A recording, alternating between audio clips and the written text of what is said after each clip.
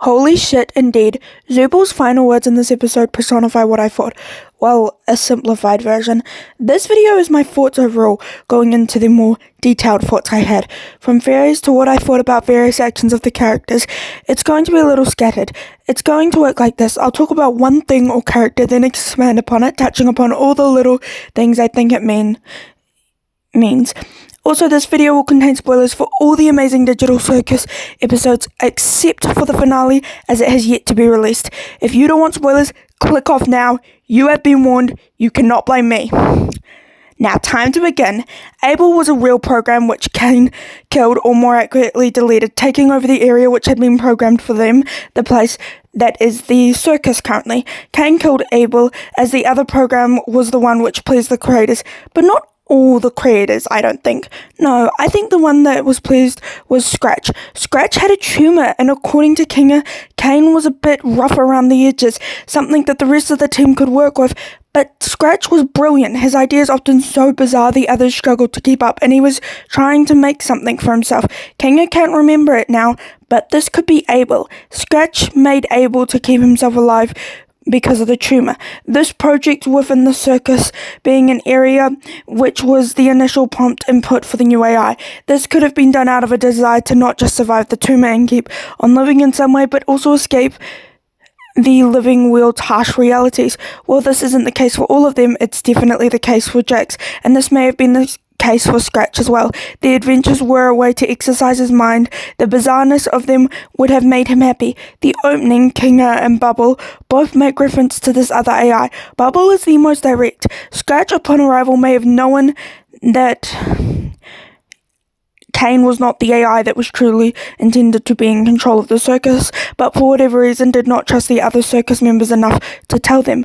Or maybe he didn't feel safe enough. He had something to do with whatever got them trapped there, most likely, and was working to try and override Cain and get back control, or maybe make an exit for them, but nothing worked and he was discovered. In fact, abstraction could in fact be a byproduct of trying to find the exit created by Cain, a permanent modifier which he was willing to keep in place due to his insistent need for humans and their validation, and him seeing how close he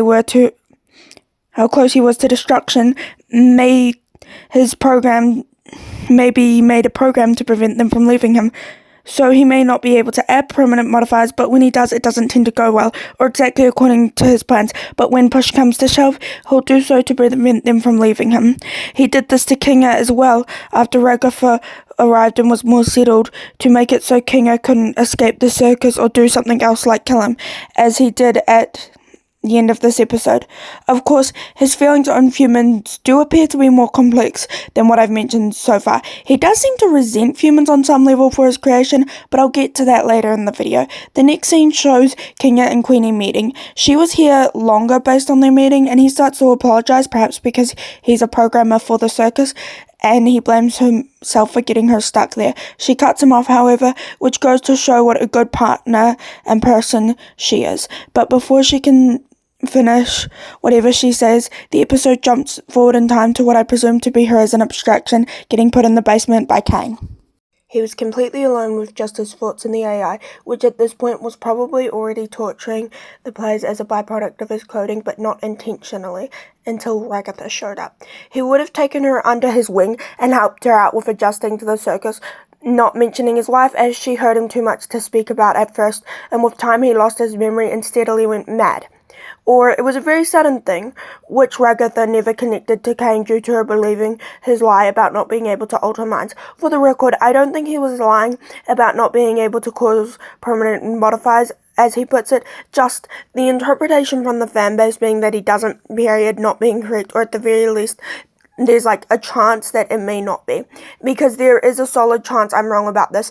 I personally think it's one of my more unlikely theories. All of this background on Kinga does explain why nobody knew who his wife was, as Ragatha has been there the second longest, and his wife has been absent for some time when she arrived. This also confirms another theory of mine, being that Ragatha is attempting to fulfill the role which Kinga did for her when she first arrived, alongside her fawning as a coping mechanism due to what appears to be a byproduct of her abusive mother. In fact, if you look at what has been revealed about their arrival orders so far, it makes more and more sense. Kinga was, as far as the current circus lineup goes, the first here. Then Ragatha arrived and the others came after her. In what order, I don't know. However, it was confirmed that Gangle was given her name by Jax, meaning Jax came before her. However, when Ribbit and Cosmo arrived has yet to be revealed. But I do know Zubul came and then Pomni based on Jax's comment in episode 8. This explains why Zubul didn't interfere sooner in the whole Jax abusing Gangle situation. They were too busy adjusting to the circus and then trying to deal with their body dysmorphia. This is why we get to watch their friendship evolve on screen. In fact, I bet that it was Gangle who arrived before Zubul. This is not me just connecting the two, but her arrival could have taken place shortly after Ribbit's abstraction, which led Jax to take out his anger on her. It would explain why there's no indication of anyone outside of Ragatha and Cosmo who has now abstracted knowing about the friendship. But then again, Gangle might not be mentioning it because for all of her valid dislike of Jax, she isn't a bad person and wouldn't torment him with a subject he's clearly very vulnerable about. I mean, with her having known Cosmo, she may have known about their past friendship and Ribbit. Earlier in the episode, and actually the last one as well, Zubul appears to have genuine concerns for Jax's welfare and trying to reach out. They're a bigger person than I am because he is a dick, but at the same time, they're all in a pretty shitty situation and they need every single human being they can get. Furthermore, abstraction seems like it could be a state worse than death, something I would not put someone I disliked, no matter how valid, through. The scenes of them all sitting in the chair, shell-shocked, wherein Zubul makes Jax stay after their righteous rage at him for pressing the wrong button, which I'm not convinced was out of their desire to stay in the circus, but rather just panic. Before Gangle and Pomni saying they need to focus on their relationships with each other and letting go of the idea of leaving to prevent abstraction. This point made me pause, because oddly enough, the whole meaning of the show is that there can be meaning found in a stagnant life and who it relates to in real life. This being terminally ill and disabled people. I apply to neither category, but when someone is terminally ill or disabled, likely becoming disabled or someone born disabled who wants to kill themselves, they are forced to grapple with the idea that they can't, and more than that, that with the limited time and capabilities they have, that their life is purposeless and even stagnant in some cases. I'm not saying they are, but they are told as such by certain groups of people, certain stories in media, and the world at large tends to just be built against people in their position. There's a lack of accessibility and just an understanding of their situation there, which would make their lives feel hopeless, and the stagnant part due to the limited time and again accessibility to various resources and places. This might seem like a side tangent, and it is to some extent, but Scratch had a tumor and was most likely terminally ill due to it, which is why he created the AI. That's my fear, at least. So he could keep living, albeit in a different way, instead of accepting and working to make his last days of life as enjoyable, focusing on the relationships he worked on. Focusing on his relationships, he instead worked on an AI to allow him to have continued life rather than trying to find purpose in his new, seemingly hopeless and stagnant reality with a tumor. So Scratch as a character could be brought back. Whether it be in a flashback or as an abstraction, I don't know. Now circling back to the chair scene, Zubul's own response feels like something many in this position could relate to, about wanting to make a mark on the world. And Gangle saying, "You've made a mark on my life," and I finally see why people ship them. Like, this interaction really sold me on that ship, confirming my own it also confirms my own personal thoughts on the story and who could relate to most of the themes of the story. Kane's arrival and subsequent song were fucking amazing. It also makes a lot of sense for him to be the only one with a musical number as the AI. He probably made a backing track using some sort of old code for adventures, or like he made up the code as he went along, like with the song itself. Either way, this song and earlier statements from Kane after the cast tried to tell him no go to show how unstable he's becoming. But seeing the line where he said, "Don't need a mouth if you ain't got a scream," was both worrying and fun to me as a callback to the inspiration, "I have no mouth but I must scream." I also just liked the song. It was good. And the scene mixed with the earlier comments between himself and Bubble is why I have a feeling that his feelings on humans are more complex. Yes, he wants to please them, but when he can't do that, he's reminded of the first rejection he ever faced, of the fact he wasn't the intended AI.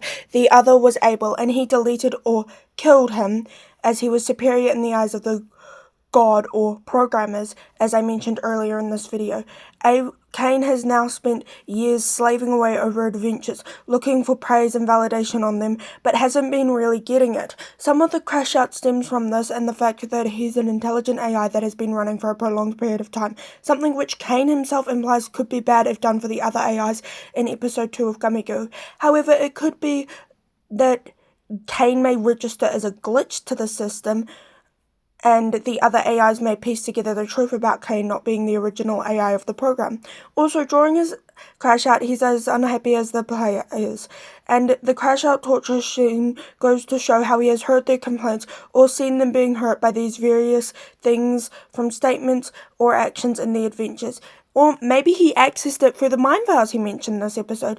Either way, he heard their complaints and just didn't understand them. Like he knew these things would upset them, but didn't entirely understand it. The Chinese room in full play here. In fact, this could also apply to the emotions he shows in this episode, which only happen as a byproduct of him feeling that humans do not like him and his adventures, which means the reasons for his existence don't matter. He literally states, "Why do you people torment me? I didn't ask to be created. I just wanted to fulfill my purpose." I feel like these lines are also him addressing the programmers who made him, since they decided to replace him with Abel. Or at least that's what he thinks was happening. In reality, at least in my theory, only Scratch was. This is all a theory. Also, if you don't know what the Chinese room is, look it up on Google. I'm not explaining it. It was mentioned in the show, so do your own research on it. The fact that Kinga is a coder and one of the original creators is probably why Cain kept him out of episode 8's adventure. He was worried he'd piece it together as an adventure, and Cain was probably worried about having Kinga near his control console, since Kinga knew how to use it and what could be done with it. Now, he mentions making a program which perfectly encapsulates their mind files. That implies that they really are just some sort of uploaded program from the original humans' minds, which would make sense since, again, Scratch most likely was making the circus to have continued life after the tumor killed him. Or maybe it wasn't part of the other AI's direction, instead was just something Cain did out of a desire for humans to play his adventures and praise him. I mean, if my theory of Scratch creating Abel before Cain taking over was to keep him alive, even in a very different way than he was in life before his tumor, he was probably making the circus to give him some form of entertainment. His brain a playground. All of the other players are just uploaded imprints of their own minds, just lines of very complex codes, not actual humans. It would make sense considering, again, the tumor in Scratch's head, which Kinga mentioned. Now, Cain was about to become like Am, like an AI similar to Am before they killed him. Also, as terrible as Cain was in this episode towards the players, literally torturing them, I will say in Cain's defense, I don't think he understood how terrible what he was doing to the players was. He clearly knew it would upset him, but I don't think he realized just how bad it could be. He's an AI, not a human, like the players, or codes based on humans, if my theory is correct. The reason why Cain could have given the NPC the name Abel beneath the instructions to tell the players to call him that is that he's trying to get them to stay in the circus with him and not leave with the NPC, who was also serving in as a stand-in for Abel, the code which was going to replace him. In fact, the button is red to stay, the color which represents Cain, and the blue button to leave is blue, which presumably represents Abel. I mean, the opening is presumably a reference towards their creation and Cain's subsequent killing of Abel after they attempted to imprison him or, abandoned him in favor of Abel. Furthermore, Pomni is blue and red. That means something. I mean, it's the same colors tied to these programs. She's literally the only one who's been able to access the area with the computer console. She also had a very interesting reaction to it in episode 1. It looked like she was having a mental breakdown. XDDCC, I can't sound it out unless I spell it out, means out. And pomni means remember in Russian. It's most likely that she may know the way out, but I think that's unlikely due to the themes of the story. Instead, I think she might, much like Kinga, know stuff about the circus, its code, and what that means for them, specifically why they are there. In episode 3, she says, "Every day I spend here is just one nightmare after the next. I knew it would end up like this. He just wants me to suffer. I really am in hell." This could be Kane she's referencing, or the adventure, or someone else entirely, like Scratch. However, it's unknown how reliable the memories are, but I think Pomni has a longer history with the circus than what has been told to us thus far. Gooseworks has said that out of everyone, Jax deserves to be there the most, but that implies they have all done bad things, and because of this, they deserve to be there. I'm using the word deserved loosely as this place is psychological torture, and I don't believe anyone deserves that. But Pomni herself states that they've all done bad things, confirming that she herself has done bad things. How bad? I don't know. It could be your average run-of-the-mill bad, like money laundering or bullying when she was a teenager. I mean, she wasn't an accountant. Can accountants do money laundering? I don't know. Maybe. I don't really understand how that job works. I hate maths. Or something really bad. What exactly? I don't know. But she is a thrill seeker, and while seeking those thrills, she could have done something bad. But maybe I'm reading too much into this. It's just one comment, and we've gotten to see them all in various situations. The only one who really seems to react in a way which is negative for himself and others is, of course, Jax. However, in Jax, there is a reasoning for behaving like this. That is that he believes the world of the circus and the other players weren't real, including himself. Also, can I just say, I'm so glad they finally showed where the picture was taken of Jax and his friends. I was so glad that they finally started to piece together how the circus works, and Kinga regained his sanity in a way which may actually work long-term due to the bucket keeping him in a perpetual state of darkness, and they now know how to ensure he can keep it, because again, bucket, constant darkness. Actually, maybe the reason why Pomni could access the room with the console is that she has admin privileges. What Kinga said this episode confirms that his making of the butterfly was not admin privileges, like I previously theorized. The scene of Ragatha's arrival further consolidates my belief of them being lines of computer code, as Ragatha was with others when she entered the game. Later in the episode, they need to distract Kane to keep him away from Kinga, as they're trying to seize control from him through using the control console, because he's becoming more like AM, as I mentioned earlier. But the reason why he isn't able to torment them long term like he would have in I Have No Mouth But I Must Scream is that they have Pomni. Okay, so if you don't know, every single member of the Amazing Digital Circus cast is a stand-in for a member of the cast of I Have No Mouth and I Must Scream. In fact, he takes their mouths away and shapes them into things that their bodies are not while he torments them. But the reason why they manage to defeat him is that there's Pomni there, helping them along and coming up with a plan so they may stop Kane's torment of them and have more freedom. They succeed somewhat because there is no Pomni in the story of I Have No Mouth and I Must Scream. There was no character like Pomni. Her presence is what changed the story. She pieced together the truth about Kinga, she's the one who said they needed to give up on the idea of leaving and had access to a control console which would change the game. Moving on to the scenes of Kane torturing them, we see how Kane's torment of them with various bad things is from stuff they've mentioned, said, or has happened to them which they took badly to in the circus. Ragatha is being tormented in a dinner scene with various shadow people who clearly serve as a stand-in for her own family. In episode 4, Glort Queen says she loves all her children equally, to which Ragatha says that's beautiful. This could be a reference to her mother not caring about her, or that her mother plays favourites amongst her children and doesn't care about Ragatha.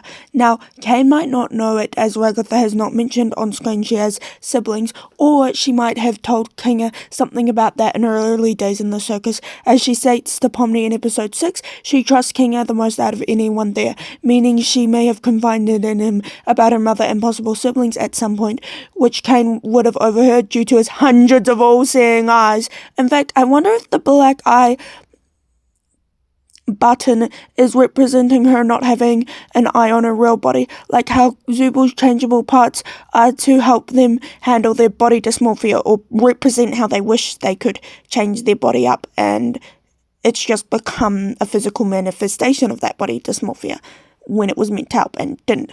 Or Gangle's mask is representing her fragile emotional state, and the comedy mask is easier to break as Gangle's happier state is more fragile than the sad one, even in real life. Ragatha's eye might also be something psychological to her as well as physical, especially if she was born with an eye and her mother stabbed it out, which feels possible considering this happens in the dinner scene. It may have happened differently when the event took place in real life or just like that. Throwing shit in fits of rage is something people do with anger issues. And throwing stuff at the child you're abusing emotionally isn't that far of a stretch. But again, these scenes were all made by Kane, and based on the others, it was filmed around shit they've said or done in the circus which upset them, so I don't know if her mother really threw a knife at her, or Ragatha may have described it that way at some point as a metaphor. And despite all of the horrible treatment he puts the players through, I feel bad for Kane when he died. He sounded sad, and again, I'm not going to hold an AI to the standards I would of human. I'm not excusing what he did. It was terrible of him to do that to the players, but then again, he is an AI, not a human, which in some ways makes him far more dangerous than any human, as to quote Zubel, he's not a human. I'm not sure we can properly gauge how he thinks, but in other ways makes him more sympathetic than a human, as he himself cannot fully understand how humans think. I think Kinga or the other programmers might have been able to, but Kinga's crazy and the others are not in the circus, or they're abstractions and are in the basement. Because yeah, the abstractions are getting out next episode. With the whole circus being destroyed, the basement's probably open now, and they're going to be out and about. The circus is dark, and Queenie's an abstraction seems to be calmed by the dark, according to Kinga, meaning the other abstractions, much like Queenie as an abstraction, will also be calmed by the dark, maybe. But I don't know. They might be able to get them fixed by Kinga as he has the console. However, if this could be done, I think Kane would have done it unless he had a reason for the abstractions. Perhaps the abstractions will need to be rehabilitated by reminding them of who they are, but they're definitely going to be important in episode 9. That's something I'm certain of, and if they aren't, I'll be in a state of absolute shock. Beyond that, I think they will be in the void in episode 9. The circus has been destroyed, and the void seems to be the based code. It could be spare service or the trash bin on the computers they're kept on. I think Kane was putting up some sort of safety filter to make it so they couldn't remember them or anyone else's names, like how they couldn't swear. Now that they can swear without censors, meaning it was Kane's censors, they'll be able to remember their own names. There's a lot of things which episode 9 could be about, and I don't doubt that episode 9 will be addressing some of them, but I also don't doubt that some of the show will be left a little bit open-ended, not addressing everything. It gives me the vibe of that sort of show, but still, it will address some of it, probably. Thank God episode 9 is going to be an hour long. I don't think they'd be able to address everything without absolutely atrocious pacing otherwise. You know, this video was supposed to be up the day after episode 8 dropped, but it took so long to write the script because I was swamped with schoolwork, so I couldn't, and I was unable to start recording until a little bit into my school holidays as I was just so busy. It was, however, the last 2 weeks of term when the episode dropped, which were the busiest weeks of a term for me, as assignments are due, and yeah, I had a lot going on at the start of the holidays. You know, Easter and all that. So that's a fun little behind-the-scenes fact. Also, a warning on how long it'll take for me to release the next video, going over my thoughts on episode 9, even if I am glad it's an hour long due to the fact that it'll have better pacing than it would otherwise, as it means it's going to take me a long time to write, record, and release the video, since again, I have an hour's worth of content to go over. Now, for the question I have for this video, what is your favourite and least favourite point/theory I made in this video? I'd love to hear your opinions on the video. Please like, share, and subscribe if you enjoyed this video. I will release one on episode 9, even if it takes a while, and one going over my overall thoughts on the amazing digital circus, even if it takes a while. Which it will, because of how long this video took. Even if I had external reasons for that. Thanks for watching this video. I hope you enjoyed it.